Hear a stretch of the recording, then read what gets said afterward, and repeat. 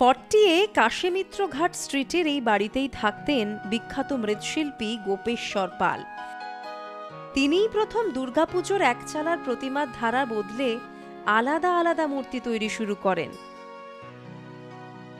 বেলুর মঠে প্রতিষ্ঠিত শ্রী রামকৃষ্ণদেবের মূর্তিটিও তাঁর হাতেই তৈরি। একসময় বাংলার ছোটলাট তাঁকে দ্য লাইটনিং স্কাল্পচারের সম্মান দেন, পেয়েছিলেন স্বর্ণপদকও। 1933 সালে এই বাড়িতেই তিনি একটি স্টুডিও শুরু করেন, যেটি এখনো চালু আছে। এখানে আছে তাঁর হাতে তৈরি শ্রীরামকৃষ্ণদেব, স্বামী বিবেকানন্দ থেকে শুরু করে বহু গণ্যমান্য ব্যক্তির মূর্তি।